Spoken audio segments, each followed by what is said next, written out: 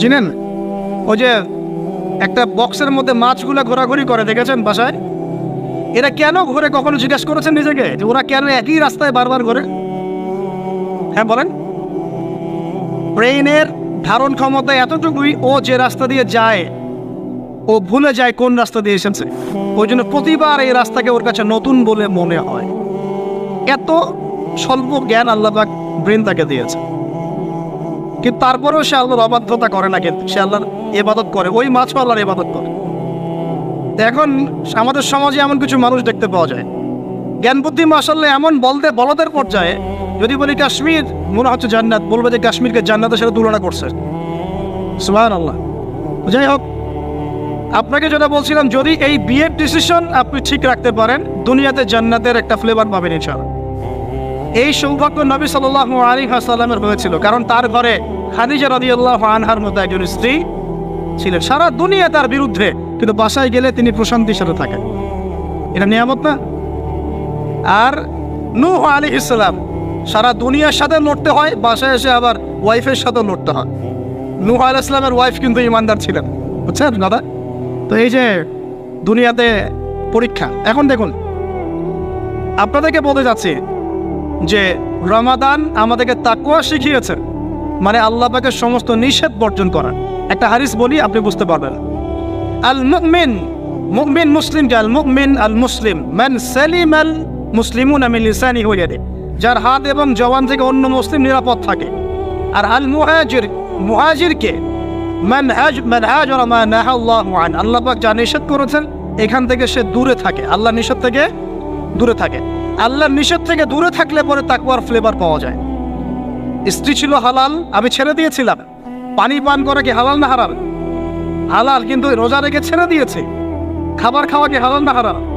হালাল, রোজা রেখে ছেড়ে দিয়েছে। আল্লাহ পাকের হালালগুলো বর্জন করেছে, হারাম কি করতে পারবো? এই জিনিসটার নাম তাকওয়া। রমজান এই শিক্ষা দিয়ে যায় নাই ভাই? বলেন, রমজান এই তাকওয়ার শিক্ষা দিয়ে যায় নাই? অতএব এই শিক্ষাটাকে সারা বছর ধরে রাখবো ইনশাআল্লাহ। পারা যাবে তো ইনশাআল্লাহ? আল্লাহ আমাকে তৌফিক দেখ, আপনাদের সবাইকে তৌফিক দেখ, যেন সারা বছর যে কাজই করব আল্লাহ সন্তুষ্টির জন্য করব, যে কাজই করব নবীর তরিকায় করব, যেই কাজ আল্লাহর নবী এবং আল্লাহ পছন্দ করেন সেই কাজ বেশি বেশি করব, যেই কাজ আল্লাহ নবী পছন্দ করেন না সেই কাজ করব না। সহজ কথা ইনশাআল্লাহ। আল্লাহ আমাকে তৌফিক দেখ, আপনাদের সবাইকে তৌফিক দান। আর এই কাজটা শুধু নামাজে, রোজায়, হজ জাকাতেই না, বরং আপনার ব্যবসা, আপনার সংস্কৃতি, আপনার পরিবার, আপনার রাজনীতি সবখানেই করতে হবে। এই জায়গায় সমস্যা, এই জায়গায় মানুষ মানতে চায় না। এই জায়গায় বাংলাদেশের মুসলমান এখন দুই ভাগে বিভক্ত হয়ে গেছে। একগুলো হয়েছে মুনাফেক মার্কা, একগুলা মুমিন মার্কা। দুইটা মার্কা এখন স্পষ্ট হয়ে গেছে। মুনাফেক মার্কা কারা? নামাজ, রোজা, হজ জাকাত ইসলাম মানতে চায়, এখানে ইসলাম মানতে আমার কোনো আপত্তি নাই, কিন্তু জীবনের অন্যান্য ক্ষেত্রগুলো যেগুলো পড়ে আছে এখানে ইসলামের কথা বলতে আসেন না, খবরদার। সমস্যা এখানে। তো বিশ্বাস করেন, এদের জন্যই কবরের আযাব অপেক্ষা করছে। কবরের আযাব কেন? এমনি এমনি বলি না এই কথাটা। আব্দুল্লাহ বিন উবাই কি চিনেন নাকি? চিনেন? আব্দুল্লাহ বিন উবাই নাম শুনছেন? সূরা তাওবার অনেক বড় একটা অংশ একে কেন্দ্র করে আয়াত নাযিল হয়েছে। আব্দুল্লাহ বিন উবাই কে ছিল বলেন? মুনাফিকের সর্দার, শুধু মুনাফিকের। এখন বলেন তো, আব্দুল্লাহ বিন উবাই নামাজ পড়তো কিনা? নামাজ পড়তো কিনা? আব্দুল্লাহ বিন উবাই নবীর সাথে উহুদের মাঠেও যাচ্ছিলেন, নবীর সাথে তরোয়াল নিয়ে উহুদের মাঠে যাচ্ছিলেন যুদ্ধ করতে। রাস্তা থেকে ব্যাক করেছে যদিও বা, যাচ্ছিল তো নাকি? আচ্ছা, আব্দুল্লাহ বিন উবাই মসজিদে গিয়ে নামাজ পড়তো না বাসায় নামাজ পড়তো? কোন মসজিদে? যেই মসজিদে যাওয়ার জন্য আমরা দোয়া করি আল্লাহ আমাদেরকে নবমীতে যাওয়ার তৌফিক দাও, তাই না? ওইখানে কে নামাজ পড়তো? সে নবীকে দেখেছে কি দেখে নাই? নবীর পিছনে নামাজ পড়েছে কি পড়ে নাই? এখন বলেন, তাহলে আব্দুল্লাহ বিন উবাই কেন জাহান্নামে যান? কেন তার কবরের সামনে নবীকে দাঁড়াতে আল্লাহ নিষেধ করলেন? কেন বললেন তুমি যদি 70 বার ইস্তেগফার করো মাফ করবো না? কেন বললেন? বলেন। সমস্যা একটাই, সে প্রকাশ্যে ইসলামের কিছু বিধানকে স্বীকার করলেও মন থেকে পরিপূর্ণ ইসলাম কোশ্চিনকালও স্বীকার করে নাই। এরকম লোক যদি আমাদের মধ্যে কেউ থেকে থাকেন, আমার ওয়াজ যদি আপনার কানে চলে যায়, আল্লাহর ওয়াস্তে আজকে তওবা করে পরিপূর্ণ ইসলামে ফিরে আসেন, আল্লাহ পাক তৌফিক দান। আমল করতে পারেন আর না পারেন, কমসে কম স্বীকার করেন যে হ্যাঁ ইসলাম একটা পরিপূর্ণ জীবন বিধান। জাস্ট স্বীকার করেন। আমল না করলে আল্লাহ মাফ করে দেবে ইচ্ছা। আল্লাহ যদি চান আমল না করলেও আল্লাহ তাকে মাফ করতে পারেন, যার আকীদা স্পষ্ট আছে যে ইসলাম একটা পরিপূর্ণ জীবন বিধান। আল্লাহ আমাদেরকে বোঝার তৌফিক দান। আর আমি এটা খুব ভালো করেই জানি যে এই বর্তমান বৈশ্বিক প্রেক্ষাপটে পরিপূর্ণ ইসলাম 100% পালন করা সম্ভব না। যত বড়ই বক্তব্য দেই না কেন, আমি যত বড় বড় কথাই বলি না কেন, না আমার পক্ষে সম্ভব না আপনার পক্ষে সম্ভব। চোখের জেনা বাঁচবেন কিভাবে বলেন? মেয়েদের ফিতনা বাঁচবেন কেমন করে বলেন? বলেন। সুদের ফিতনা কেমন করে বাঁচবেন বলেন? বলেন। সমাজে মারামারি, কাটাকাটি, রাহাজানি, ছিনতাই, হত্যা, ফিতনার তো শেষ নাই। আপনি বাঁচবেন কিভাবে 100%? এখানে সূরা তালাকের একটা আয়াত আমি আপনাকে বলতে চাই, এতে আপনি আশা পাবেন ইনশাআল্লাহ। সেটা কি? আল্লাহ পাক বলেছেন ফাত্তাকুল্লাহা মাসতাতা'তুম। হে মুসলিম মুমিনরা, তোমরা সাধ্যমতো আল্লাহকে ভয় করে চলো। পারা যাবে না ইনশাআল্লাহ? এরপরে বাকিটা আল্লাহকে বলবো, আল্লাহ আমি চেষ্টা করেছি, আমার ভাইরা চেষ্টা করেছে, আল্লাহ আমরা দিনের আমল করেছি, জ্ঞান অর্জন করেছি, দাওয়াতি কাজ করার চেষ্টা করেছি, আল্লাহ এতটুকু পেরেছি, বাকিটা তুমি মাফ করে দাও। আল্লাহ মাফ করবেন ইনশাআল্লাহ। 99টা খুন করার পর যদি আল্লাহ মাফ করতে পারেন, একজন ব্যভিচারিণী মহিলাকে যদি আল্লাহ পাক এক কুকুরকে পানি পান করানোর জন্য মাফ করতে পারে, আমাকে আপনাকে মাফ করতে পারেন না? অবশ্যই পারেন। তবে চেষ্টাটা আল্লাহ পাক দেখবেন। আল্লাহ পাক আমাদেরকে চেষ্টা করার তৌফিক দান করুন। প্রিয় ভাই, 1 নাম্বার রমাদান দিয়ে গেছে কি আমাদেরকে? তাকওয়া। কি দিয়ে গেছে ভাই? ছেড়ে দিব না সারা বছর ধরে রাখবো? তাকওয়া মানে আল্লাহর নিষেধগুলো পা বেঁচে বেঁচে চলা। আল্লাহর নিষেধ যেখানে সেখানে পা দেওয়া যাবে না। আল্লাহ তৌফিক দান করুন। আমিন। রমজানকে চিরসবুজ করে রাখবো ইনশাআল্লাহ, যেটাকে আমরা বলি এভারগ্রিন রমাদান। রমাদান হবে চিরসবুজ ইনশাআল্লাহ। সারা বছরই রমাদানের ফ্লেভার থাকবে ইনশাআল্লাহ। তখনই হবে জীবনটা কিসের মতো? হ্যাঁ, জান্নাতি মানুষের মতো ইনশাআল্লাহ। তখনই হবে জীবনটা জান্নাতি মানুষের মতো। 1 নাম্বার। 2, রমাদান দিয়ে গেছে প্রিয় ভাই আমাদেরকে আল্লাহর জন্য ত্যাগের শিক্ষা। 2 নাম্বার, আল্লাহর জন্য ত্যাগের শিক্ষা মানে রমাদান মাসে আমরা খাবার ছেড়ে দিয়েছি, স্ত্রী সহবাস ছেড়েছি, পানি ছেড়েছি, মিথ্যা কথা বলা ছেড়েছি, মাপে কম দেওয়া ছেড়েছি। কার জন্য ছাড়ছি ভাই এগুলা? মানুষের জন্যে? স্ত্রী সন্তানের জন্যে? সমাজে মানুষ আমাকে একটা বড় হাজী সাহেব ডাকবে এই জন্যে? কার জন্য ছাড়ছি বলেন তো? এই যে আল্লাহর জন্য ত্যাগের মানসিকতা শিখিয়ে গেছে রমাদান, সারা বছর ধরে রাখবো ইনশাআল্লাহ। রাজি আছি? 1 নাম্বার, শাওয়ালে 6 রোজা রাখবো ইনশাআল্লাহ, সারা বছর রোজা রাখার সওয়াব পাবো। 2 নাম্বার, রমাদানের শিক্ষা ছিল তাকওয়া, সারা বছর তাকওয়া ধরে রাখবো ইনশাআল্লাহ। 3 নাম্বার, রমাদান শিখিয়েছে আল্লাহর জন্য ত্যাগের মহিমা। আল্লাহর জন্য আমরা ত্যাগ করা শিখবো, ছেড়ে দেওয়া শিখবো ইনশাআল্লাহ। আর আমি আমার ক্ষুদ্র জীবনে অভিজ্ঞতা থেকে দেখেছি, ছেড়ে দেওয়ার মধ্যে সুখ আছে। আর মনে করেন কেউ আপনি গালি দিয়েছে, তো আপনি অনেস্ট, আপনি সৎ এবং আপনি কোনো অন্যায় করেননি, আপনি মাজলুম, তারপরে আল্লাহর সন্তুষ্টির জন্য ছেড়ে দিলে, আচ্ছা ছাক কিছু দিয়েছে বা ওকে কিছু বললাম না, ছেড়ে দেন। এই ছেড়ে দেওয়ার মধ্যে যে এত সুখ, এটা আপনি বুঝতে পারতেন না। এই সুখটা উপলব্ধি করেছেন স্বয়ং রাসূল সাল্লাল্লাহু আলাইহি ওয়াসাল্লাম। মক্কা বিজয়ের দিন ওই যে বহু মানুষ এসে কি বলেছিল? কি বলেছিল? ভয়ে কাঁপছে যে রাসূল সাল্লাল্লাহু আলাইহি ওয়াসাল্লাম তাদেরকে আবার মৃত্যুদণ্ড দেন কিনা। আচ্ছা না? আল্লাহ নবী বললেন যে লা তাসরিবা আলাইকুমুল ইয়াউমা, তোমাদের উপর আজকে আমার কোনো অভিযোগ নাই। ওয়া আনতুমুত তুলাকা, তোমরা মুক্ত, যাও, ছেড়ে দিল। এটা শান্তি। ইউসুফ আলাইহিস সালামের ভাইরা কুয়াতে ফেলে দিয়েছিল না? সেখান থেকে মিশরের বাজারে, সেখান থেকে রাজপ্রাসাদে, সেখান থেকে জেলখানায়, জেলখানা থেকে রাষ্ট্র ক্ষমতায়। কি লাইফ ট্র্যাজেডি, লাইফের ট্র্যাজেডি দেখেছেন? এখন ইউসুফ আলাইহিস সালাম যখন শেষে ভাইদেরকে চিনলেন, তিনি কি ভাইদের প্রতি প্রতিশোধ নিয়েছেন? বলেছেন যাও, মাফ করে দিলাম, ছেড়ে। এটাই শান্তি। আল্লাহর জন্য ত্যাগের মহিমার মধ্যে শান্তি আছে। আল্লাহ পাক আমাদেরকে ত্যাগ করার তৌফিক দান। তাই বলে সব জায়গায় আবার ত্যাগ করা যাবে না, এটাও মাথায় রাখতে হবে। বুঝতে পারছেন না কথা? বলি, মনে করেন যে আপনার পরিবারে আপনার বোনকে কেউ টিস করেছে, না বুঝতে পারি, ছেড়ে দিব? যা বাবা তুই টিস করেছিস, যা দিলাম, ছেড়ে। দেখো, মনে করেন যে কারো সমাজের মধ্যে কাউকে ধর্ষণ করা হচ্ছে, না বুঝতে পারি না, আর আমরা বলবো যে যাক মানবতা দেখালাম, ছেড়ে দিলাম। ইসলাম তো মানবতা ধর্ম, যাও ছেড়ে দিলাম, বললাম হবে? সব জায়গায় ইসলাম মানবতা শেখায় নাই, কারণ কোনো জায়গায় মানবতা না শেখানোটাই ফরজ।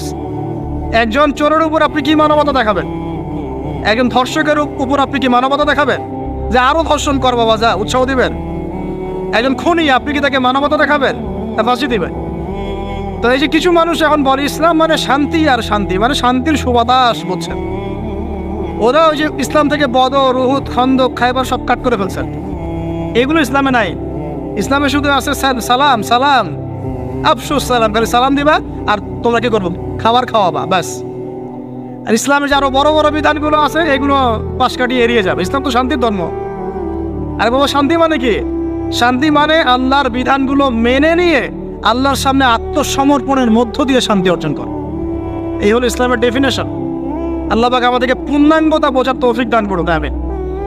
হ্যাঁ, যেটা বলছিলাম প্রিয় ভাইরা, অন্যের কষ্ট উপলব্ধি করে আমরা সারা বছর অন্যের স্বার্থকে অগ্রাধিকার দিব ইনশাআল্লাহ। যদি আমাদেরকে কেউ কষ্টও দেয়, আল্লাহর ওয়াস্তে মাফ করে দিবেন।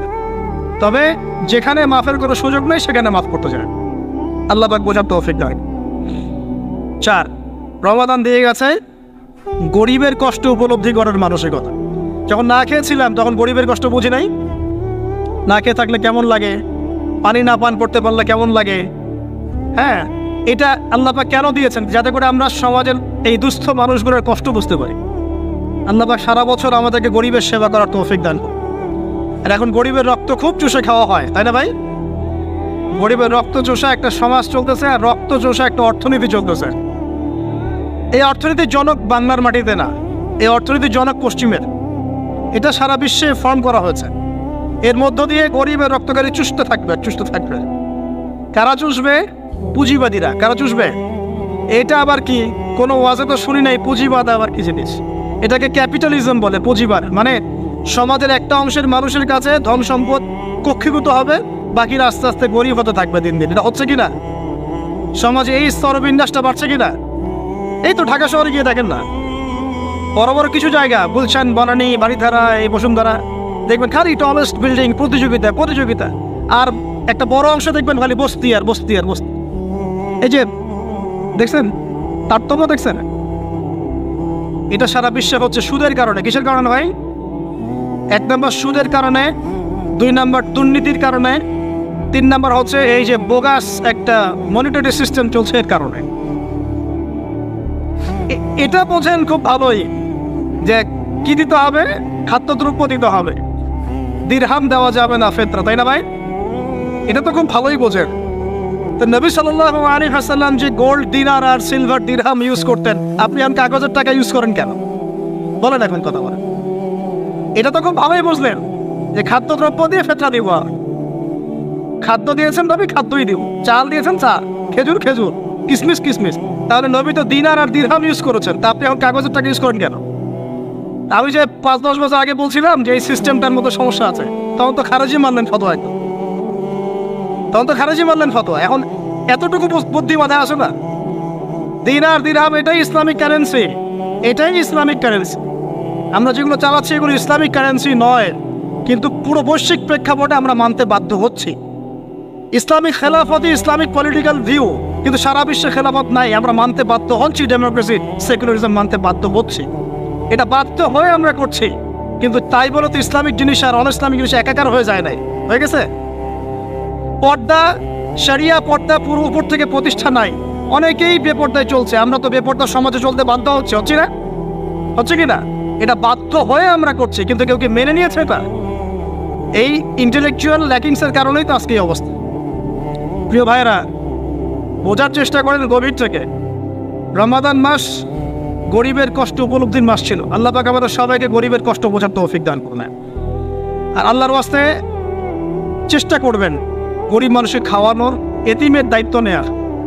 প্রত্যেকটা এলাকায় এতিমখানা গড়ে তোলেন, এতিমদেরকে ফ্রি পড়াশোনার ব্যবস্থা করেন, তাদেরকে কোরআন শেখান, তাদের পিছনে টাকা ইনভেস্ট করেন, তাদের মাথায় হাত বোলান। আল্লাহ রহম করবে ইনশাআল্লাহ। আল্লাহ তৌফিক দান করে দেবেন। এরপরে রমজান শিখিয়ে গেছে আমাদেরকে 5 নাম্বার। বেশি লম্বা করবো না, আমি আপনাদেরকে বিরক্ত করতে যাচ্ছি না, আমি 10টা পয়েন্ট বলছি। 5 নাম্বারটা দেখুন, এটা মনোযোগ দেন, এটা খুব ইম্পর্টেন্ট। রমজান দিয়ে গেছে কোরআন। রমজান কি দিয়ে গেছে ভাই? এটাই তো সবচেয়ে বড় কথা নাকি? রমজানের সবচেয়ে বড় কথা কি? এই মাসে কি হয়েছে? কোরআন নাজিল হয়েছে। তো রমজান মাস চলে গেছে, আমরা কি কোরআনটাকে এখন বন্ধ করে রেখে দিব ভাই? রমাদান মাসে কারা কারা কোরআন খতম করেছেন হাত তোলেন দেখি। সুবহানাল্লাহ, মাত্রই কয়জন? রমাদান মাসে কোরআন খতম করেছেন কারা কারা? অন্তত একবার। আল্লাহু আকবার। আল্লাহ আমাদেরকে মাফ করুন না, আমিন। আল্লাহ আমাদেরকে মাফ করুন না। আমি খুবই হতাশ হলাম। রমাদান মাসে কোরআন অন্তত একটা বার তো খতম করা উচিত ছিল নাকি ভাই? আচ্ছা, রমজানের সম রাখেন কেন জানেন? রমজান মাসে কোরআন নাজিল হয়েছে, এটা রমজানের সম্মান। আল্লাহ পাক বলেন নাই শাহরুর রমাদান আল্লাযী উনজিলা ফীহিল কোরআন? আল্লাহ পাক বলেন নাই রমজান সেই মাস যেই মাসে কোরআন নাজিল হয়েছে? ইন্না আনজালনাহু ফী লাইলাতিল কদর, কদরের রাতে আমি কোরআন নাজিল করেছি। তাহলে রমাদান মাসে কোরআন পেয়েও যারা কোরআন পড়লো না, বুঝলো না, খতম করলো না, আমি তাদের জন্য আফসোস ছাড়া কিচ্ছু করতে পারছি না। আচ্ছা যাই হোক, যা করেছেন করেছেন, তওবা করা যাবে তো ইনশাআল্লাহ? আমার সাথে বলেন আস্তাগফিরুল্লাহ আল্লাযী লা ইলাহা ইল্লা হুয়াল হাইয়ুল কাইয়্যুম ওয়া আতুবু ইলাইহি। আল্লাহ আমাদের সবাইকে কোরআন তেলাওয়াত করার তৌফিক দান করুন, সবাইকে কোরআন তেলাওয়াত শেখার তৌফিক দান করুন। আর ভাই, যোগ্যতা অর্জন করে তো দিনের কাজ করতে হবে, আগে তো কোরআন তেলাওয়াত করা শিখতে হবে নাকি? আল্লাহ পাক সবাইকে কোরআন তেলাওয়াত শেখার তৌফিক দান করুন, কোরআনের তাফসীরগুলো পড়ার তৌফিক দান করুন। আল্লাহ পাক প্রতি মাসে কমপক্ষে একবার করে কোরআন খতম করার তৌফিক দান। আল্লাহর রাসূল রমজান মাসে কোরআন এক খতম করতেন। জিবরাইল আলাইহিস সালাম আসতেন, তিনি পড়তেন, তিনি শুনতেন, তিনি পড়তেন, তিনি শুনতেন। এভাবে তারা প্রতি রমাদানে কোরআন খতম করতেন কি না? তার মানে মাসে কোরআন খতম করা রাসূলের সুন্নাত না? আমরা কি এই সুন্নাতটা জীবিত করতে পারবো না ইনশাআল্লাহ? প্রত্যেক দিনে এক পারা করে পড়লেই হয়ে যায়। এক পারা মানে 20 পৃষ্ঠা। এই হাফেজি কোরআনের 20 পৃষ্ঠা, সময় লাগবে সর্বোচ্চ 1 ঘন্টা থেকে 1.5 ঘন্টা, সর্বোচ্চ 1 ঘন্টা থেকে 1.5 ঘন্টা। যারা হাফেজ তাদের সময় লাগে আধা ঘন্টাও না, আধা ঘন্টা। পারবো না ভাই ইনশাআল্লাহ? আল্লাহ পাক এই রমজান মাসের এই কোরআনকে সারা বছর আঁকড়ে ধরার তৌফিক দান করুন। এই কোরআন নাজিল হওয়ার পরেই আইয়ামে জাহিলিয়াত পরিবর্তন হয়েছিল। আবু জেহেলের শাসন পরিবর্তিত হয়ে মুহাম্মাদের শাসন হয়েছে। অতএব কোরআন থেকে বিমুখ জাতি কখনো দিন কায়েম করতে পারবে না। আল্লাহ পাক বোঝার তৌফিক দান করুন, আমিন। আমাদের যুবক ভাইরা একটু ওয়াদা করতে পারি তো ইনশাআল্লাহ সবাই কোরআন তেলাওয়াত করা শিখবো, প্রত্যেক মাসে এক খতম দেবো ইনশাআল্লাহ, কোরআনের অর্থ পড়বো ইনশাআল্লাহ। না অর্থ পড়ার দরকার নাই, খালি প্রত্যেক হরফে 10 লাখই কামাই করবো, অর্থ পড়ার কোনো দরকার নাই ভাই? আচ্ছা যাক, কিছু মানুষ আবার রাগ করে অর্থ পড়তে বললে, কারণ স্বার্থ আছে। যদি আপনারা কোরআনের অর্থ পড়া শুরু করেন এবং হাদিসের চর্চা করা শুরু করেন, দিনই পড়াশোনা করা শুরু করেন, তখন তো অনেক ধর্ম ব্যবসা বন্ধ হয়ে যাবে আর কি।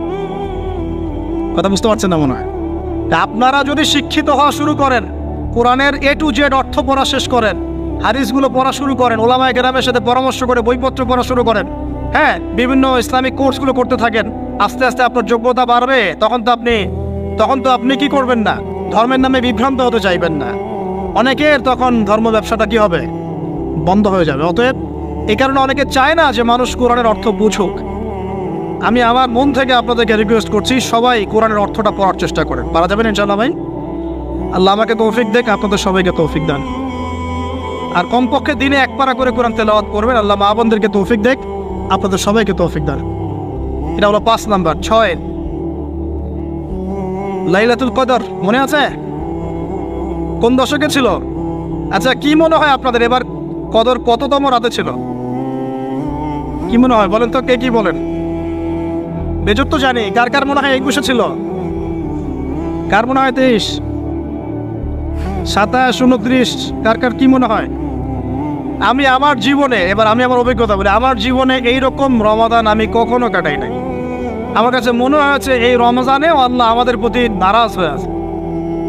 পুরো রমজান চলে যাচ্ছে, বৃষ্টি হচ্ছে না, এই সামান্য একটু বৃষ্টি। অথচ রমজান মাস আসার আগেই পরিবেশ ঠান্ডা হয়ে যেত না? আগে রমজান মাসে কন্টিনিউয়াসলি বৃষ্টি হতো, স্পেশালি শেষের দশকে অনেক বৃষ্টি হতো। এবং বৃষ্টি ছিল একটা আলামত, যেটা দেখে আমরা চিনতে পারতাম যেটা কদরের রাত হতে পারে। এবার চেনাই যাচ্ছে না, খেয়াল করে দেখেন নাই?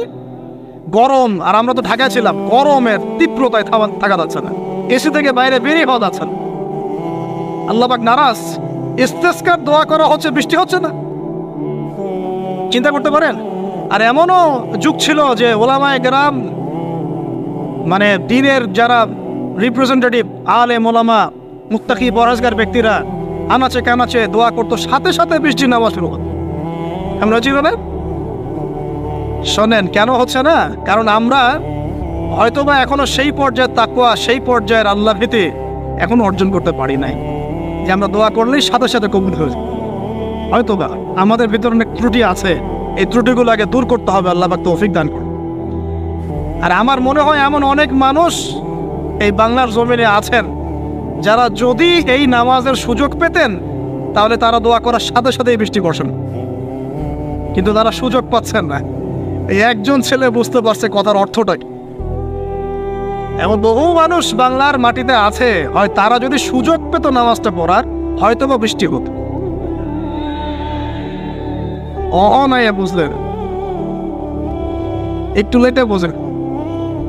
আচ্ছা, বাংলাতে এমন অনেক মানুষ আছে যারা নীরবে নিভৃতে তাহাজ্জুদে আল্লাহর কাছে এত কান্নাকাটি করে, এত আমল করে, এত পরহেজগার মানুষ, তাদের দোয়ার বদৌলতে অনেক কিছু হয়। এটা আপনারা বিশ্বাস করেন? বিশ্বাস করতে হয়। আল্লাহ পাকের এই বান্দারা দুনিয়াতে আছে বলেই বহু কিছু হয়। আল্লাহর অনেক আযাব গজব আল্লাহ পাক উঠিয়ে নেন। আর এখন যে অবস্থা হয়েছে, আমরা সবাই বেশিরভাগই, আমরা সবাই বলবো না, বেশিরভাগই আমরা সুবিধাবাদী মুসলিম হওয়ার চেষ্টা করছি। ইসলামের যে অংশগুলো পালন করলে খুব মজা লাগে এইগুলো আমরা পালন করতে চাই, যেগুলো পালন করলে সমস্যা হতে পারে আমরা গায়ে দাগ লাগতে দিতে চাই না। মানে আমি চলবো ঠিক, গায়ে যেন একটা আচরণ না লাগে, কেউ ভালো মন্দ না বলে, গালিগালাজ না করে, সুন্দরের মতো চলবো আর কি। অথচ এই সুন্নত নবী সাল্লাল্লাহু আলাইহি ওয়াসাল্লামের তাকদীরও জোটে নাই। বুঝেছে? বুঝতে হবে। আল্লাহ পাক আমাদের সবাইকে পরিপূর্ণ কোরআন সুন্নাহ ফলো করার তৌফিক দান করুন, আমিন। এই লাইলাতুল কদর নিয়ে কথা বলছিলাম, এটা পাওয়ার জন্য ইতিকাফ করেছিলাম কিনা? অনেকে করেছেন। রাত জেগেছেন কিনা? এই যে রাত্রি জাগরণ করার যে ব্যাপারটা, এটা কি রমজানের শিক্ষা? রমজানের ছেড়ে যাওয়া একটা চেতনা কেমন? রাত জাগরণের মধ্য দিয়ে আল্লাহকে পাওয়া যায়। তারাবি পড়েছেন, তাহাজ্জুদ পড়েছেন না? এই তাহাজ্জুদে আপনি আল্লাহর কাছে চেয়েছেন, দোয়া করেছেন, আল্লাহকে ডেকেছেন, জিকির করেছেন, তখন আল্লাহর সাথে আপনার একটা গভীর সম্পর্ক ছিল না? এই সম্পর্ক রমজান যাওয়ার সাথে সাথে কি বন্ধ করে দেব? সারা বছর ধরে রাখবো ইনশাআল্লাহ, আমিন। আচ্ছা, 7 নম্বর ভাই, রমাদানে আল্লাহ রাব্বুল আলামিন আমাদের অনেককেই কিন্তু তারাবি পড়ার তৌফিক দিয়েছেন, দেন নাই? এখন তারাবি এবং নামাজের বিষয়টা কেমন ছিল? আমরা একটা ঐক্যবদ্ধভাবে কাজ করেছি না? একসাথে সবাই মিলে তারাবি পড়েছি, একসাথে আমরা সালাত পড়েছি। এই রমজানের এই যে ঐক্যের শিক্ষাটা, এই শিক্ষাটা কিন্তু রমজান চলে যাওয়ার সাথে সাথেই আমরা আবার বিভক্ত হওয়া শুরু করি। আমরা এই তারাবি, সালাত, জামাতের সালাত, সাদাকাতুল ফিতর, ঈদের জামাত, এগুলোর মধ্যে একটা শিক্ষা নিব, সেটা হলো ঐক্যের চেতনা। কিসের চেতনা ভাই? আমরা সমাজের মধ্যে একটা ঐক্য নিয়ে আসার চেষ্টা করবো। আল্লাহ পাক তৌফিক এনায়েত করুন, বলি আমিন। 8 নম্বর, রমজান মাসে আমরা যাকাত দিয়েছি অনেকে, সাদাকাও করেছেন অনেকে। দান সাদাকা বেশি বেশি করেছেন, যাকাত দিয়েছেন, সাদাকাতুল ফিতর দিয়েছেন, মাশাআল্লাহ। এই কাজগুলো কেন করেছেন? যাতে সাদাকার মধ্য দিয়ে আমাদের গুনাহগুলো মাফ হয়ে যায়। আল্লাহ পাক আমাদেরকে এই সাদাকার ওসিলায় কালকে আমাদের মাফ করেন, আরশের ছায়া দেন এবং জান্নাত দান করেন। এই দান সাদাকার সিলসিলাটা, বেশি বেশি দান সাদাকার সিলসিলাটা সারা বছর চালু রাখতে হবে, আল্লাহ পাক তৌফিক এনায়েত করেন। আর এই দান করার সময় খেয়াল রাখবেন দানের টাকা কোথায় যাচ্ছে, খেয়াল রাখবেন আপনার দানের টাকা যাচ্ছে কোথায়, খেয়াল রাখতে হবে। এগুলো সমস্যা চলছে না সমাজে? দান কোথায় করবেন খেয়াল রাখবেন, কোন জায়গায় দান করলে আপনার দানটা সঠিকভাবে ইউটিলাইজ করা হবে এবং ইসলামের পথে এটা কাজে লাগানো হবে, এটা খেয়াল রাখবেন। আপনার দানটা সঠিকভাবে ব্যয় হচ্ছে কিনা। এই জন্য আমি পরামর্শ দিই, আগে আপনি আপনার আত্মীয়দের হক আদায় করেন, গরিব আত্মীয় স্বজনকে বেশি বেশি দান করার চেষ্টা করেন, তাদেরকে যাকাত দেওয়ার চেষ্টা করেন। এরপর ফি সাবিলিল্লাহ, দিনের কাজগুলো যেগুলো হয়, দিনের মসজিদ, দিনের মাদ্রাসা, দিনী মেহনত, দিনী অ্যাসোসিয়েশন, দিনী কোনো প্রজেক্ট, এইগুলোতে আপনি বেশি বেশি দান খয়রাত করার চেষ্টা করেন। আল্লাহ পাক তৌফিক দান করেন, আমিন। 8 নম্বর, 9, তারাবি, তাহাজ্জুদ, নামাজ, এগুলো আমাদেরকে ঐক্যের চেতনা শিখিয়েছে। আমরা শাওয়াল মাস আসার সাথে সাথে যেন এগুলো ভুলে না যাই। এবং ওই যে প্রথমে বলেছিলাম যে রমাদান মাসে কেবলা পরিবর্তন হয়েছে, একটা নতুন জাতির উত্থান ঘটেছে, মানে ইহুদি খ্রিস্টান জাতির সাথে আমরা বিচ্ছেদ ঘোষণা করেছি। এখন সারা বছর আমরা যেন তাদের কৃষ্টি কালচার এগুলো ফলো করা শুরু না করি। কেবলা পরিবর্তনটা মানে কি? মানে ওদের সাথে আমরা চলবো না, আমরা নতুন কেবলা নিয়ে এসেছি, নতুন জাতি আমাদের। এখন আমরা কি আমাদের জীবনের বিভিন্ন ক্ষেত্রে আমরা কি ওদের আদর্শ, ওদের নীতি, ওদের রীতি এগুলো ফলো করতে পারি? পারি না। যদি কেউ করি তাহলে কেবলা পরিবর্তন অর্থ আমরা বুঝতে পারি নাই। এটা আমাদের খুব ভালো করে আয়ত্ত করতে হবে। আর সর্বশেষ যে কথাটা বলতে চাই সেটা হলো, রমাদান মাসে ওই যে বদরের যুদ্ধ হয়েছিল, মনে আছে? ওই যে প্রথমে বলেছিলাম, তো বদরের যুদ্ধটা ছিল জালেমের বিরুদ্ধে মাজলুমের অবস্থা। আবু জেহেলরা জালেম ছিল না, নবী সাল্লাল্লাহু আলাইহি ওয়াসাল্লাম তারা মাজলুম ছিলেন না। এই যে মাজলুমের লড়াই জালেমের বিরুদ্ধে, এটা সারা বছর কন্টিনিউ থাকতে হবে। এটা কেমন? আমাদের সবার নফসই এখন জালেম, জালেম কি না? নফস তো চায় উড়ে বেড়াতে, আল্লাহর বিধান মানতে চায় না, নামাজ পড়তে চায় না, দান সদকা করতে চায় না, যাকাত দিতে চায় না, সব দুনিয়াবি বিষয়ে ব্যস্ত থাকতে চায়। নফসকে আগে কন্ট্রোল করেন, নফসের জুলুমগুলো আগে দমন করেন। পরিবারে বহু জালেম আছে না? পরিবারের মধ্যে জুলুম বন্ধ করেন। তারপরে আস্তে আস্তে অর্থনীতি ব্যবসায় আসেন, এখানে জুলুম আছে না? এই জুলুম বন্ধ করার চেষ্টা করেন। তারপরে সমাজের মধ্যে অনেক জুলুম হয় না? এই জুলুমগুলো বন্ধ করার চেষ্টা করেন। বদরের চেতনা মানে হচ্ছে সর্বস্তরের জুলুমের বিরুদ্ধে মাজলুমের একটা অবস্থান। এই চেতনা রমজান শিখিয়েছে।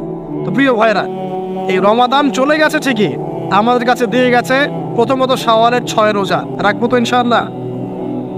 দিয়ে গেছে আমাদেরকে তাকওয়া অবলম্বনের মাধ্যমে আল্লাহ ভীতি অর্জন করবো তো ইনশাআল্লাহ। রমাদান দিয়ে গেছে আমাদের সবাইকে যে আমরা গরিবের কষ্ট উপলব্ধি করার চেষ্টা করব। আল্লাহ পাক তৌফিক এনায়েত করুন, আমিন। 4 নম্বর রমজান দিয়ে গেছে আল্লাহর জন্য ত্যাগের একটা মহিমা। আমরা আল্লাহ পাকের জন্য জীবনের সর্বস্তরে ত্যাগ স্বীকার করার মানসিকতা লালন করবো ইনশাআল্লাহ। তো এই যে ঘুমটা আপনি ঘুমাচ্ছেন, ইনশাআল্লাহ আপনার ঘুমটা কি হচ্ছে? ইবাদত হচ্ছে না? আলহামদুলিল্লাহ। আলেম যারা, তাদের ঘুমও ইবাদত। যারা এই যে মুসলিম, মুমিন, মুত্তাকি, আলেম, তাদের ঘুমগুলো কি ইবাদত। এখন ঘুমান শেষ, ঘুমের মধ্যে যদি দুঃস্বপ্ন দেখেন তাহলে আপনি বাম দিকে 3 বার থুতু ফেলবেন, ফেলে আউযু বিল্লাহি মিনাশ শাইতানির রাজিম পড়বেন, পরে পাশ পরিবর্তন করে আবার ঘুমাবেন। এটা হয় না ঘুমের মধ্যে অনেক সময়? অনেকের বোবা ধরে, শ্বাস নিতে পারে না।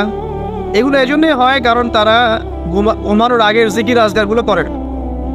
নিয়মিত করলে এগুলো সমস্যা ইনশাআল্লাহ হবে না। আপনি নিজের ভালো নিজেই বোঝেন, হুজুরের কাছে দৌড়ানোর দরকার নেই এত বেশি। নিজের বাচ্চাকে এত দৌড়ানো, এই কবিরাজ ওই কবিরাজ, ওইখানে তাবিজ, এত তো দরকার নাই। তো নিজের আমল নিজে করেন, দেখবেন আপনি আল্লাহ পাকের পক্ষ থেকে নিরাপত্তার মধ্যে আছেন ইনশাআল্লাহ। আল্লাহ তৌফিক দান করুন, আমিন। এরপরে ঘুম থেকে উঠলেন, চেষ্টা করবো আমরা ঘুম থেকে ওঠার কয়টার সময়? 5টায় যদি ফজরের নামাজ হয় বা 4:30টায় যদি ফজরের নামাজ হয়, মিনিমাম 4টায় উঠতে হবে। কয়টায়? 4টায়। এই জন্য যদি অ্যালার্ম দেন করিতে, অ্যালার্ম দিবেন প্রত্যেক 1.5 ঘন্টা পর পর। মনে করেন যে আপনি 1.5 ঘন্টা ঘুমাতে যাচ্ছেন, তাহলে 1.5 ঘন্টা পরে অ্যালার্ম সেট করবেন, অথবা 3 ঘন্টা পর, অথবা 4.5 ঘন্টা, অথবা 6 ঘন্টা। মানে 1.5 ঘন্টার গণিতক দিয়ে আপনি অ্যালার্ম সেট করবেন, দেখবেন উঠতে পারবেন খুবই ইজিলি।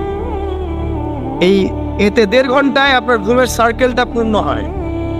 একটা ঘুমের সার্কেল পূর্ণ হতে আমাদের মাথায় তো রেস্টের দরকার আছে, এটা পূর্ণ হতে 1.5 ঘন্টার মতো সময় লেগে যায়। তো এটা একটা ট্রিক বললাম আপনাদেরকে, আপনি করতে পারেন, উপকৃত হবেন ইনশাআল্লাহ। তো ফজরের নামাজের মিনিমাম আধা ঘন্টা আগে আমাদেরকে ওঠার অভ্যাস করতে হবে। এই যে ঘুমটা ভাঙলো, ভাঙার সাথে সাথে কি করবো? ভাঙার সাথে সাথে আল্লাহ শুকরিয়া, আলহামদুলিল্লাহিল্লাযী আহইয়ানা বা'দা মা আমাতানা ওয়া ইলাইহিন নুশুর। ব্যাস, এই যে ইবাদত হয়ে গেল। এবার আপনি আরেকটা দোয়া পড়বেন, শিখে নেন। আপনি পড়বেন লা ইলাহা ইল্লাল্লাহ ওয়াহদাহু লা শারীকা লাহু লাহুল মুলকু ওয়া লাহুল হামদ ওয়া হুয়া আলা কুল্লি শাইইন কাদির সুবহানাল্লাহ আলহামদুলিল্লাহ ওয়া লা ইলাহা ইল্লাল্লাহ আল্লাহু আকবার লা হাওলা ওয়া লা কুওয়াতা ইল্লা বিল্লাহ আল্লাহুম্মা ইগফিরলি। এটা পড়ার পরে হাত তুলে দোয়া করেন, যা দোয়া করবেন তাই পাবেন ইনশাআল্লাহ। এটা জানতেন? জানতেন না? তো এই দোয়াটা হচ্ছে দোয়া কবুলের অস্ত্র। ঘুম থেকে ওঠার পর যদি এই দোয়াটা করে দোয়া করেন, ইনশাআল্লাহ দোয়া কবুল হয়ে যাবে ইনশাআল্লাহ। আমাদের জীবনে চাওয়া পাওয়ার কি অভাব আছে? প্রচুর চাওয়া পাওয়া। বৈধ চাওয়া পাওয়াগুলোকে পাওয়ার জন্য আল্লাহর সাথে সম্পর্ক করতে হয়, আর আল্লাহ পাকের সাথে সম্পর্কে কিছু ওসিলা, মাধ্যম লাগে।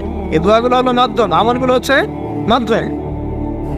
তো আল্লাহ পাক যেমনটা বলেছেন, ফাযকুরুনি আযকুরকুম ওয়াশকুরুলি ওয়া লা তাকফুরুন, তোমরা আমাকে স্মরণ করো, আমিও তোমাদেরকে স্মরণ। আল্লাহ পাক তো এভাবে বলেছেন, যখন একজন মানুষ মনে মনে আমাকে ডাকে, আমিও মনে মনে ওকে স্মরণ করি।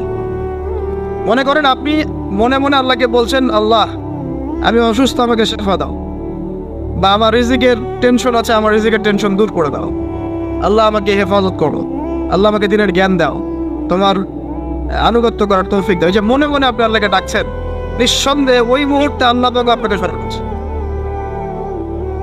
সাত আসমান ভেদ করে আরশের উপর থেকে আল্লাহ পাক আপনাকে স্মরণ করছেন। আল্লাহ পাক বলছে, যখন একজন মানুষ জনসমক্ষে আল্লাহকে স্মরণ করে, যেমন আমরা এখন করছি, জনসমক্ষে সবার সামনে আল্লাহর কথা আলোচনা করছি, আল্লাহ পাক বলছেন আমিও তখন এর চেয়ে অনেক উত্তম জনসমাবেশে ওই বান্দাদের কথা স্মরণ করি। এই মুহূর্তে আল্লাহ পাক আমাদের কথা স্মরণ করছেন। আমাদের কোনো ফিলিংস আছে?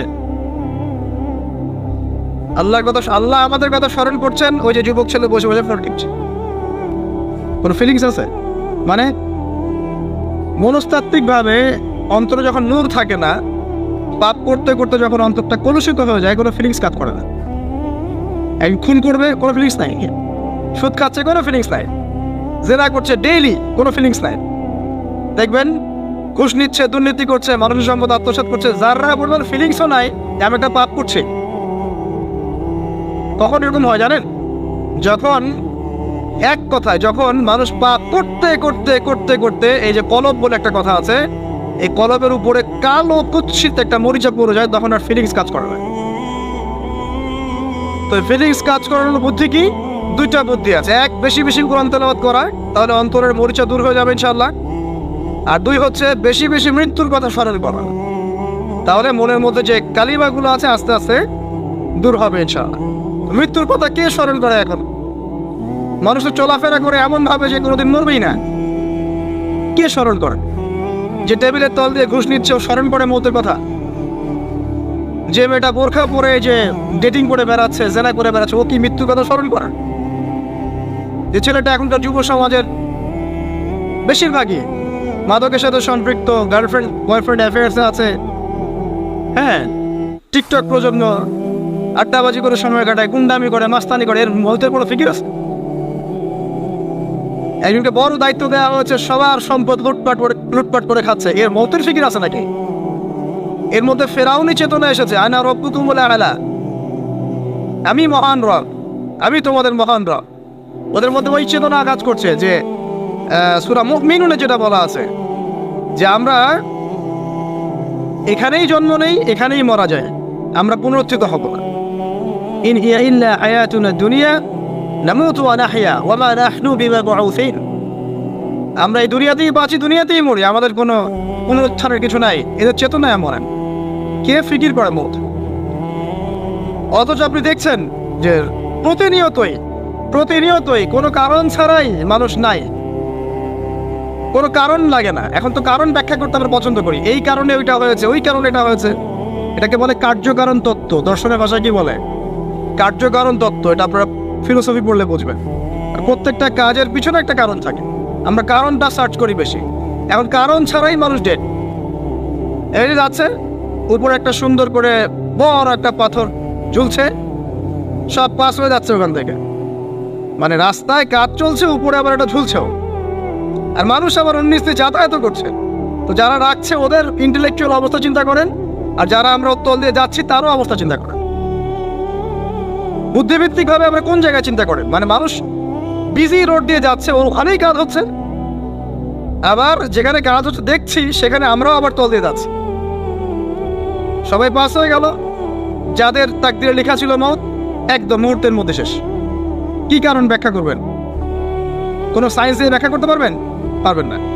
ওই ময়মনসিংহে ওই যে মহিলারা যাচ্ছে, ট্রাক মেরে দিয়ে চলে গেল, মহিলার পেট থেকে বাচ্চা ফেটে পেট ফেটে বাচ্চা বের হয়ে গেল, বাচ্চা জীবিত, মা ডেড। সায়েন্স দিয়ে ব্যাখ্যা করতে পারবেন? এটাই তাকদির। একেই বলে তাকদির, যেটাকে সায়েন্স দিয়ে ব্যাখ্যা করা যায় না, বিজ্ঞান দিয়ে ব্যাখ্যা করা যায় না। এরকম ঘটনা কত ঘটছে অহরহ। দুজন বসে আছে, হাজব্যান্ড ওয়াইফ, হাজব্যান্ডের যাওয়ার কথা, হাজব্যান্ড ওয়াইফের গাড়িতে বসছে, আর ওয়াইফ হাজব্যান্ডের গাড়ি ড্রাইভ করছে। আর এই হাজব্যান্ডের দুশ্মন যে ছিল, সে টার্গেট করেছিল যে ওই লোকটাকে গুলি করে মারবে রাস্তায়। যেহেতু ওয়াইফ হাজব্যান্ডের গাড়ি ড্রাইভ করছে, রাস্তায় ওয়াইফ ডেড, হাজব্যান্ড জীবিত। তাকদির। তো তাকদিরকে কি আপনি এই ভাগ্যটা কি আপনি সায়েন্স দিয়ে ব্যাখ্যা করতে পারবেন? সম্ভব? অহরহ এরকম মৌতের ঘটনা ঘটছে। তারপরেও দেখবেন যুবকদের এই বিলাসিতা, এই মানে আড্ডাবাজি, মেয়েদের পিছনে ঘোরা, এই যে মাদক সেবন করা, টিকটক করা, বুদ্ধি প্রতিবন্ধী প্রজন্মের মতো, এগুলো থামছে না। কোনো শিক্ষাই তারা নিতে যাচ্ছে না। বয়স হয়ে গেছে, অনেক বয়স, দেখবেন ওই যে চায়ের দোকানে বসে ক্যারাম খেলছে। বুড়া মানুষ, তার হায়াতের কতদিন বাকি আছে আল্লাহ ভালো জানেন। দেখবেন দিব্যি কোনো টেনশনই নাই, ক্যারাম বোর্ড খেলছে, ওখানে লুডো খেলছে। দেখেন আর যে আপনাদের গ্রামাঞ্চলে যে চায়ের স্টলগুলো আছে, দেখবেন ওই যে টিভি ছেড়ে রেখে দিবে, ঘন্টার পর ঘন্টা টিভি চলছে, মানুষ চা খাবে 1 কাপ আর টিভি দেখবে 5 ঘন্টা। ওর যে হায়াতের কোনো মূল্যই তার কাছে নাই, যে আল্লাহ পাক তাকে একটা সময় দিয়ে পাঠিয়েছেন, কোনো ফিলিংসই নাই। অথচ মানুষ প্রতিদিন, দিনে রাতে, প্রত্যেক দিন মানুষ অহরহ মারা যাচ্ছে। যাদের ভিতরে মৌতের চিন্তা আছে তারা কিন্তু পাপ কম করলেও ফিরে আসে আল্লাহর দিকে, কারণ তাদের প্রতি মৌতের ফিকির আছে। আর যাদের মৃত্যুর কোনো চিন্তা নাই, তারা এই রাজনীতি বলেন, অর্থনীতি বলেন, সমাজনীতি বলেন, আর এই পরিবার আর ধর্ম বলেন, সমস্ত ক্ষেত্রে পাপ করে বেড়াবে, কোনো ফিকির নেই। আল্লাহ পাক আমাদেরকে মৌতের ফিকির করার তৌফিক দান করুন এবং পরকালের জীবনটাকে আসল জেনে দুনিয়ার কাজগুলো করার তৌফিক আল্লাহ পাক দান। আসেন, তো এবার আপনি শুকরিয়া আদায় করছেন, আলহামদুলিল্লাহ ইল্লাযী আহইয়ানা বা'দা মা আমাতানা ওয়া ইলাইহিন নুশুর। আধা ঘন্টা আগে ঘুম থেকে উঠেছেন, এখন কি করবেন? বাথরুমে যাচ্ছেন। এই বাথরুম করাটাকে দুনিয়াবি কাজ না? এই কাজটা ইবাদত হবে যদি আমি ঢোকার সময় বাম পা দিয়ে ঢুকি আর বলি, কি বলি? আল্লাহুম্মা ইন্নী আউযু বিকা মিনাল খুবসি ওয়াল খাবাইস। এখন বাথরুম করতে আপনার 10 মিনিট লাগুক আর 15 মিনিট লাগুক আর 5 মিনিট লাগুক, এই পুরো সময়টা নেকি পাবে না। সুবহানাল্লাহ। আর কি চাই? বের হব, এখন বের হওয়ার সময় কি বলবো? উফরানাকা, নেকি পাচ্ছেন। একটা দোয়া আছে, আলহামদুলিল্লাহ ইল্লাযী আযহাবা আনিল আযান ওয়া আফানি উফরানাকা। এবার আপনি ওযু করবেন। ওযুটা ধীর স্থির ভাবে করবেন, তাড়াহুড়া করবেন না। ওযুর প্রত্যেকটা অঙ্গ প্রত্যঙ্গ 3 বার করে ধোয়ার চেষ্টা করবেন। শুধু মাথা মাসে হবে কয়বার? 1। ওযু করার পরে আপনি হাত তুলে আল্লাহর কাছে দোয়া করুন। ওই সময়টা কখন? রাত 4টা থেকে 4:30 বাজে, তাই না? তার মানে আল্লাহ রাব্বুল আলামিন এখন প্রথম আসমানে আছেন। কিভাবে আল্লাহ পাক আছেন সেটা আল্লাহর উপর ছেড়ে দেন, আমাদের এটা নিয়ে ব্যাখ্যা করার দরকার নাই, চিন্তাও করার দরকার নেই। আল্লাহ পাক বলেছেন আমি নেমে আসি, বাস নেমে আসি। এত বেশি বুদ্ধিজীবী হওয়ার দরকার নাই। খুব বেশি বুদ্ধিজীবী হয়ে গেলে আমার মানুষ খেয়ে হারিয়ে ফেলে, অত দরকার নাই। শুনেছি, মেরেছি, ব্যাস যথেষ্ট। আল্লাহ পাক নেমে আসেন, কি বলেন? আল্লাহ বলেন যে কেউ কি আছো আমার কাছে কিছু চাইবে, আমি দিব। কেউ কি আছো যে আমাকে ডাকবে, আমি তোমার ডাকে সাড়া দেবো? কেউ কি আছো আমার কাছে কোনো কিছু দোয়া করবে? হ্যাঁ, হাজত আছে, আমি পূরণ করে দেব। এভাবে আল্লাহ পাক ফজর পর্যন্ত বলতেই থাকেন। বলেন তো, আমাদের কোনো ফিকির আছে? আমরা সবাই ঘুমাই কয়টা? 1টায়, না 2টায়, না 3টায় ম্যাক্সিমাম এখনকার। আমি যে বিষয়টা নিয়ে কথা বলছি এটা খুবই কঠিন। 9টা থেকে 10টার মধ্যে বা 11টার মধ্যে ঘুমাতে হবে, এটা খুবই কঠিন বিষয় এখনকার জেনারেশনের কাছে। এর জন্য প্রথম যে কাজটা সেটা হলো রাত্রেবেলা স্মার্টফোন আর চালানো যাবে। এসব নামাজ শেষ, ফোন একদম ডয়ারে লক করে রাখতে, কিচ্ছু করার নাই। এটা না করতে পারলে আপনি ঘুমাতে পারবেন না, ঘুমাতে পারবেনই না। এবং এরপর দিনে আসছি, তখন বলছি দিনে কিছু কাজ আছে। দিনের কাজগুলো যদি আমরা ঠিকঠাক মতো করি তাহলে রাতে তাড়াতাড়ি ঘুম আসবে ইনশাআল্লাহ। যদি না করি তাহলে ঘুম আসবে না। তো শেষ রাতে আল্লাহ পাক আসমানে নেমে আসেন, প্রথম আসমানে, এবং এই আহ্বান করতে থাকেন। তাই ওই সময় ওযু করার পরেই আপনি হাত তুলে আল্লাহর কাছে দোয়া করা শুরু করেন। আপনার যত চাওয়া পাওয়া আছে আল্লাহর কাছে ঢেলে দেন, ইনশাআল্লাহ আল্লাহ রাব্বুল আলামিন আপনাকে খালি হাতে ফেরাবেন না ইনশাআল্লাহ। আল্লাহ পাক তো এমন করে বলেছেন যে কেউ হাত তুলেছে আল্লাহর কাছে আর আল্লাহ পাক সেটাকে খালি ফিরিয়ে দিবেন, এটাতে আল্লাহ লজ্জা বোধ হয়। কথা বুঝতে পারছেন? আমাদের যাদের অনেক সম্পদ আছে বা সামর্থ্য আছে এবং মন আছে বড়, তাদের কাছে যখন কেউ সাহায্য চায় আপনার খালি ফিরাইতে লজ্জা লাগে না? আপনার মনে হয় না যে চাইলো এত করে কিভাবে না করে ফিরাই? আছে না এমন মানুষ? আছে না? আসলে দান সৎকা করার জন্য সম্পদ লাগে না, দান সৎকা করার জন্য মন লাগে। কি লাগে? মন লাগে। দেখবেন অনেক কোটিয়াল আছে মানুষ, দান সৎকা করতে পারে না, জাকাতই তো দেয় না, দান সৎকা করবে কি? বাংলাদেশে যত কোটিপতিগুলো আছে সবার থেকে জাকাত নেওয়া শুরু করলে এদেশে কোনো দারিদ্রতা বলে কিছু থাকবে না ইনশাআল্লাহ, থাকবেই না। এটাই বাস্তব। কে উদ্ধার করবে সেই টাকা? ইমাম মাহদী আসলে করবে ইনশাআল্লাহ, ঈসা ইবনে মারিয়াম আসলে করবে ইনশাআল্লাহ। তখন কে জাকাত না দিয়ে পার পায় তাই দেখা যাবে। একটা ব্যক্তি পাওয়া যাবে না জাকাত না দিয়ে পার পায়। অবশ্য তখন এমন একটা যুগ আসবে যে মানুষ জাকাতের টাকা নিয়ে ঘুরবে, কিন্তু নেওয়ার মতো মানুষ নাই, সবাই স্বচ্ছ। আল্লাহ পাক সেই সুদিন ফিরায় আনুক, আমিন। এটা বলছিলাম যে সদকা করার জন্য মন লাগে, আবার টাকা লাগে না। এখন আসেন, কেউ যদি আমাদের কাছে এভাবে চায়, আমরা খালি ফিরাতে লজ্জাবোধ করি। আল্লাহ পাক বলছেন যে আমার কাছে যখন বান্দা কিছু চায়, তার হাতটাকে আমি খালি ফিরাই দেবো, এটাতে আমি লজ্জাবোধ করি। দোয়া করলে কয়েকটা বিষয় একটা হবেই, হয় আপনি সাথে সাথে সেটা পাবেন, না হলে একটু দেরিতে পাবেন, না হলে আল্লাহ পাক সেটা জমা করে রাখবেন পরকালের জন্য। পরকালে যখন আপনি দাঁড়াবেন আল্লাহর সামনে, আল্লাহ বলবেন দুনিয়াতে তুমি এই বিষয়গুলো চেয়েছিলে, আমি দুনিয়াতে দেই নাই, পরকালে তোমার জন্য সঞ্চিত রেখেছি, এখন না। তখন মানুষ কি বলবো জানেন? আমরা বলবো যে আল্লাহ দুনিয়াতে কিছুই যদি না পাইতাম, আজকেই সব দিত, তাহলেই হবে। তো বেশি বেশি দোয়া করার অভ্যাস তৈরি করেন, বেশি বেশি দোয়া করেন। দোয়াই ইবাদত, আর দোয়া বলে ইবাদত, দোয়াই ইবাদত। দোয়া করতে থাকেন, ইনশাআল্লাহ দেখবেন আল্লাহর সাথে আপনার সম্পর্ক গাঢ় হবে। যার সাথে আল্লাহর সম্পর্ক যত বেশি গাঢ় হবে, ইনশাআল্লাহ সে তত বেশি পরকালের বাসিন্দা হবে, দুনিয়ার বাসিন্দা কম হবে। আল্লাহ পাকে নূর এবং মারিফত অর্জন করতে পারবে ইনশাআল্লাহ তাআলা। এবারে আমরা কি করব? এবার মিনিমাম 2 রাকাত নামাজ পড়ার চেষ্টা করেন। রাতের সালাত 2 রাকাত করে আপনি 2, 4, 6, 8, 10, 12, 20 পড়তেই থাকতে পারেন, কোনো সমস্যা নাই। কিন্তু মিনিমাম 2 রাকাত নামাজ তাহাজ্জুদ আপনি পড়ার চেষ্টা করেন। পড়া যাবে না? আর নামাজটাকে তাড়াহুড়া করবেন না, কাইন্ডলি আল্লাহর ওয়াস্তে তাড়াহুড়া করুন। রিল্যাক্সে কেরাত করেন, রুকুতে সময় দেন, সেজদায় সময় দেন, 2 সেজদার মাঝখানে সময় দেন, শেষ বৈঠকে দোয়াগুলো করেন, তারপর ধীরে স্থিরভাবে সালাম ফিরান, হাত তুলে দোয়া করেন, সময় দেন। কারণ আমি কি বলছি, সূরা জারিয়াতে 56 নম্বর আয়াতে আল্লাহ পাক বলেছেন দুনিয়াতে পাঠিয়েছি শুধু আল্লাহর ইবাদত করার জন্য। তো যে কারণে এসেছি, এটাতে এত তাড়া কিসের? অনেক মসজিদে নামাজ পড়লে মনে হয় ইমাম সাহেবকে বলি যে আপনার কি পেশাব পায়খানার চাপ নিয়ে নামাজ পড়ান? এমন অনেক মসজিদে নামাজ পড়েছি, মনে হয় ইমাম সাহেবকে ডেকে একটু কানে কানে বলি যে ভাই আপনার কি পেশাব পায়খানার চাপ আছে?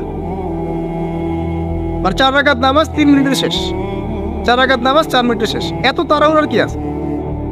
হ্যাঁ, জামাতে নামাজ সংক্ষিপ্ত করতো, তাই বলে কি এত সংক্ষিপ্ত নাকি রুকু করার টাইম পাওয়া যায় না, সেজদা করার টাইম পাওয়া যায় না?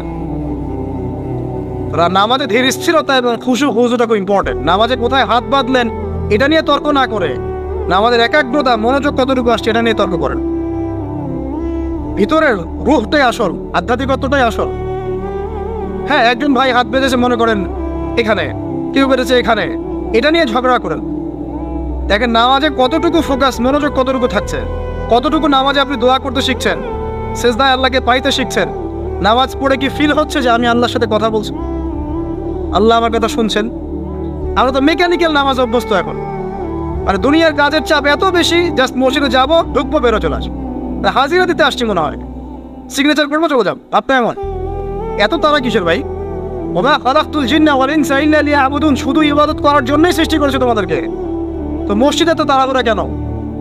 রিল্যাক্স থাকেন, মসজিদে রিল্যাক্সে নামাজ পড়েন, সময় নেন। ফজরের নামাজ পড়ার আগে আপনি বাসার থেকে 2 রাকাত সুন্নত পড়ে আসতে পারেন, এটা আরেকটা ভালো আমল। কারণ নবী সাল্লাল্লাহু আলাইহি ওয়াসাল্লাম সুন্নত নামাজগুলো কি করতেন? বাসায় পড়তেন। এতে বাসার মধ্যে বরকত হবে, শয়তান দূর হয়ে যাবে। এই যে তাহাজ্জুদ আপনি 2, 4, 8, 10 যত পারেন পড়েন, মিনিমাম 2 রাকাত পড়েন, ধীর স্থিরভাবে পড়েন। নামাজ শেষ করে আবার আল্লাহর কাছে দোয়া করেন, দেখবেন যে ইনশাআল্লাহ আপনার দোয়া কবুল হবে। আর দোয়া যে কবুল হয় এটা আপনি নিজেই বুঝতে পারবেন, নিজেই বুঝবেন, কারো কাছে যাওয়া লাগবে না। এবার ফজরের সালাতের সময় হয়ে গেল, আজান হচ্ছে, আজানের জবাব দিব, দিয়ে বাস হেঁটে হেঁটে মসজিদ, প্রত্যেক পদক্ষেপ হেঁটে যাব আর দোয়া করব। কি দোয়া করব? যে আল্লাহ আমাকে নূর দান করো। কি দান করো? আল্লাহুম্মা ইজআল ফি কলবি নূরা ওয়া ফি লিসানি নূরা ওয়া ফি সামঈ নূরা ওয়া ফি বাসরি নূরা ওয়া আন ইয়ামিনি নূরান ওয়া আন শিমালি নূরান ওয়া মিন ফাওকি নূরা ওয়া মিন তাহতি নূরা আল্লাহুম্মা ইজআল ফি নাফসি নূরা। মানে এর অর্থ হচ্ছে আল্লাহ আপনি আমার ডানে বামে সামনে পিছনে শরীরে আত্মায় দেহে সবখানে আল্লাহ আপনার নূর দান করুন। নূর কেন? কারণ দুনিয়ার মধ্যে অনেক অন্ধকার, অন্ধকার না, সব জাহিলিয়াতের অন্ধকার। এখানে পথ চলতে হলে নূর লাগবে, আলো লাগবে। এটা কে দিবে? আল্লাহ দিবে। কবর বড় অন্ধকার, ওখানে থাকতে হলে ভালোভাবে কি লাগবে? আলো লাগবে। হাসরের মাঠ অন্ধকার, ওখানে ভালোভাবে থাকতে হলে কি লাগবে? আলো লাগবে। এই জন্য নামাজে যাওয়ার সময়, অন্ধকার সময় এই দোয়াগুলো করতে হয়। আর তার আগে একটা কথা বলতে ভুলে গেছি, বাসা থেকে যে বের হচ্ছেন তখন কি পড়বেন? কি পড়বেন? বিসমিল্লাহি তাওয়াক্কালতু আলাল্লাহ ওয়ালা হাওলা ওয়ালা কুওয়াতা ইল্লা বিল্লাহ। এটা পড়ে বের হলে শয়তান দূরে চলে যাবে, ফেরেশতা আপনার কাছে চলে আসবে। এবার নামাজে আসলাম, জামাতের সাথে নামাজ পড়বেন, ফজরের নামাজ, এবং ফজরের সালাতের কেরাতটা লম্বা করার চেষ্টা করুন। এটা সুন্নাত, ফজরের সালাতের কেরাত লম্বা করার সুন্নাত। এবং নামাজ শেষ হওয়ার সাথে সাথেই উঠেও চলে যাবেন না, নামাজ শেষ এবার আপনি ওখানে বসে থাকবেন, বসে বসে জিকির আজকারগুলো করবেন। কি কি জিকির করবেন আমি কয়েকটা আপনাদেরকে শিখিয়ে দিচ্ছি, বাকিগুলো আপনারা কিতাব থেকে শিখে নেবেন। সালাম ফেরানো শেষ, প্রথমে একবার আল্লাহু আকবার, তারপর 3 বার আস্তাগফিরুল্লাহ আস্তাগফিরুল্লাহ আস্তাগফিরুল্লাহ। এরপরে পড়বেন আল্লাহুম্মা আনতাস সালাম ওয়া মিনকাস সালাম তাবারাকতা ইয়া যাল জালালি ওয়াল ইকরাম পড়বেন। তারপর আল্লাহুম্মা আইন্নি আলা যিকরিক ওয়া শুকরিকা ওয়া হুসনি ইবাদাতিক। এরপরে পড়তে পারেন আয়াতুল কুরসি, যেটা একটু আগে বলেছি, তাসবিহাত সুবহানাল্লাহ আলহামদুলিল্লাহ আল্লাহু আকবার 33 পরে কালিমা শাহাদা, অথবা 10-10-10 পড়ার দলিল আছে। এরপরে পড়বেন সুবহানাল্লাহি ওয়া বিহামদিহি আদাদা খালকিহি ওয়া রিদা নাফসিহি ওয়া জিনাতা আরশিহি ওয়া মিদাদা কালিমাতি 3 বার, এটা 3 বার। তারপর 3 কুল 3 বার করে, সূরা ইখলাস 3 বার, ফালাক 3 বার, নাস 3 বার, সূরা হাশরের শেষ 3 আয়াত একবার। এরপরে পড়বেন সাইয়্যিদুল ইস্তিগফার, মানে সমস্ত ইস্তিগফারের শ্রেষ্ঠ ইস্তিগফার। এটা কোনটা? আল্লাহুম্মা আনতা রাব্বি লা ইলাহা ইল্লা আনতা খালাকতানি আনা আবদুক ওয়া আনা আলা আহদিক ওয়া ওয়াদিক মাস্তাতা'তু আউযু বিকা মিন শাররি মা সানা'ত আবুউ লাকা বিনি'মাতিকা আলাইয়া ওয়া আবুউ বিযামবি ফাগফিরলি ফাইন্নাহু লা ইয়াগফিরু যুনুবা ইল্লা আনতা। এটা যে পড়বে সকালে পড়ে যদি রাতের মধ্যে মারা যায় জান্নাত ইনশাআল্লাহ, আবার সন্ধ্যায় পড়ে যদি সকালের আগে মারা যায় জান্নাত ইনশাআল্লাহ। এত বড় অস্ত্র, এত বড় একটা সুযোগ। এরপরে পড়বেন আমার পছন্দের কয়েকটা, আউযু বিকালিমাতিল্লাহি তাম্মাতি মিন শাররি মা খালাক 3 বার। এটা যদি আপনি পড়েন আপনি দৃশ্য অদৃশ্যের ক্ষতি থেকে বেঁচে থাকবেন ইনশাআল্লাহ। দুষ্ট জিন শয়তান আপনার কোনো ক্ষতি করতে পারবে না ইনশাআল্লাহ। আর একটা খুবই শক্তিশালী দোয়া আছে, সেটা হলো বিসমিল্লাহিল্লাযী লা ইয়াদুররু মা ইসমিহি শাইউন ফিল আরদ ওয়ালা ফিস সামা ওয়া হুয়াস সামিউল আলিম 3 বার করে। এইটা যে পড়বে, এই যে জিন বলেন, ভূত বলেন, যে পেতনি বলেন, যেগুলো আমরা ভয় পাই, ঠিক আছে, চোখ লাগা বলেন, বদনজর বলেন, যা যা আছে, হিংসুকের হিংসা, কোনো কিছুই আপনার কোনো ক্ষতি করবে না। এবং ইনশাআল্লাহ আপনি হঠাৎ মৃত্যুবরণ থেকে বেঁচে থাকবেন ইনশাআল্লাহ। হঠাৎ মৃত্যুবরণ, এটা কিন্তু সবার জন্য নিয়ামত না, এটা সবার জন্য নিয়ামত না। তারপরে আসেন, এরপর পড়বেন 10 বার লা ইলাহা ইল্লাল্লাহ ওয়াহদাহু লা শারীকা লাহু লাহুল মুলক ওয়া লাহুল হামদ ওয়া হুয়া আলা কুল্লি শাইইন কাদির। এটা 10 বার পড়লেও হবে। আর যদি 100 বার পড়তে পারেন তাহলে আপনার চেয়ে বেশি নেকি কেউই অর্জন করতে পারবে না। যদি 100 বার এই দোয়াটা কেউ পড়ে সারা দিনে, লা ইলাহা ইল্লাল্লাহ ওয়াহদাহু লা শারীকা লাহু লাহুল মুলক ওয়া লাহুল হামদ ওয়া হুয়া আলা কুল্লি শাইইন কাদির, ওই দিন শয়তান তার কাছে আসবে না।